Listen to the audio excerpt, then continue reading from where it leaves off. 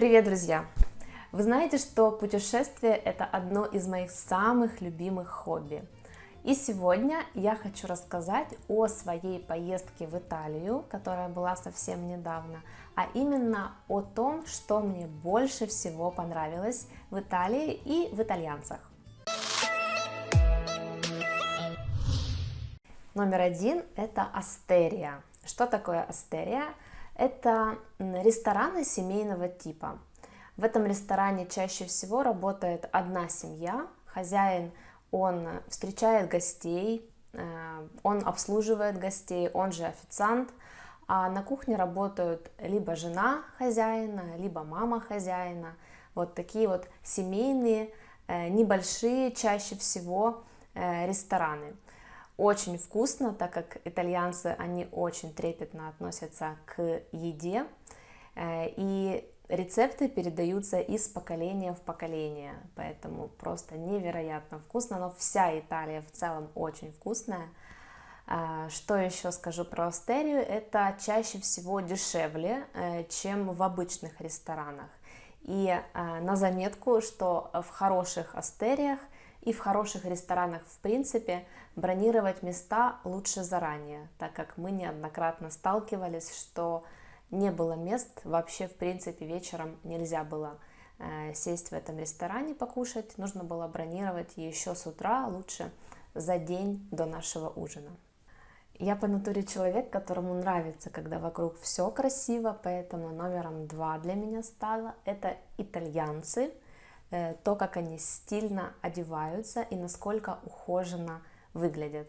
И сейчас я говорю как о женщинах, так и о мужчинах. Безумно выходит, не знаю, наверное, это такой дар в крови у людей или чувство стиля, привитое с самого маленького детства, носят очень много аксессуаров, и это выглядит не наляписто, это выглядит очень стильно, и все 2 недели, которые мы были там, я много наблюдала за людьми. Номер 3 – это поезда. Мы не арендовали машину в Италии, мы передвигались на поезде. За 2 недели успели объехать север Италии. И по поводу поездов, что отличается сильно от наших поездов, это, во-первых, скорость, с которой они ездят, можно очень быстро добраться с одного города в другой. Во-вторых, насколько удобно покупать билеты. То есть даже если ты не знаешь итальянского, тебе не нужно общаться с людьми, есть автомат, и в нем есть 5 или 6 языков, русского нету, английский, вот мы выбирали английский, и можно купить билет в любую точку, понятно, есть пересадки, нет пересадок, если есть, то где, понятно, сколько ты будешь ехать, то есть все очень понятно, очень доступно, разберется, наверное, каждый человек, который хоть немножко знает английский. Вот это вот понравилось. И еще что, в поездах абсолютно не трясет, то есть едут ровно, можно читать, очень удобно. Номер 4. Возможно, я это увидела как турист, но если вы живете в Италии или вы итальянец, тогда можете меня поправить. Но я увидела итальянцев как людей очень счастливых, которые получают удовольствие от того, что они делают. То есть с кем бы мы ни сталкивались, с людьми любых профессий, это и в ресторанах, и в кассах, и везде, везде, везде люди, во-первых, очень открытые, во-вторых, любят свою работу. Как минимум я ощущала, что они делают это с любовью, а не что вот я должен прийти в 8 часов утра, отсидеть до 6 и получить свою зарплату, и вообще не трогайте меня. То есть вот такие вот люди отзывчивые, открытые и делают все с любовью.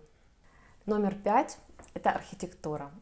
Уникальный и красивый каждый город, в котором мы успели побывать за эти 2 недели, что Бергамо, что Брешия, Милан, Генуя, Кома, каждый город особенный и уникальный, и любоваться зданиями можно очень долго, просто гулять и наслаждаться красотой вокруг. Номер 6 – это такси. Что понравилось про такси, это то, что в больших городах, мы использовали такси в Милане, У такси и общественного транспорта есть отдельная выделенная желтая полоса. Не во всех местах, а больше в центре города. И когда ты едешь на общественном транспорте или на такси, то меньше шансов попасть в пробку, чем если использовать свой личный автомобиль. 7-й номер опять касается людей, что в отличие от русских, украинских людей, люди смотрят в глаза, то есть не стесняются этого делать, могут улыбнуться, то есть более открыты другим людям и этому миру в принципе. Очень отзывчивые, уже повторяюсь, но к кому бы мы ни обращались, редко кто знает английский, но это никогда не было проблемой. Всегда все равно стараются помочь, подсказать что-то, то есть не скажут, что вот я не знаю английский, обращайся к кому-то другому, такого никогда не было, всегда шли на помощь нам как туристам. Номер 8 – это итальянская природа.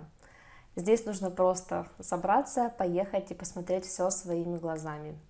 Больше всего мне понравилось это Чинкве-Терре и Комо. Это то, что я очень советую посмотреть каждому.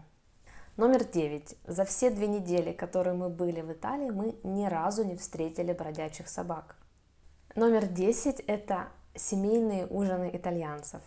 Мы ужинали в ресторанах, и во всех ресторанах, в которых бы мы ни были, во всех городах, мы наблюдали такое, что итальянские семьи собираются разными поколениями, от бабушек и дедушек очень стареньких до внуков, их родителей, и за большим столом все вместе ужинают, общаются с интересом, все это проходит очень весело, не знаю, что они обсуждают, то, что прошло за день или за неделю, но было очень приятно наблюдать, насколько развиты вот эти семейные ценности в Италии.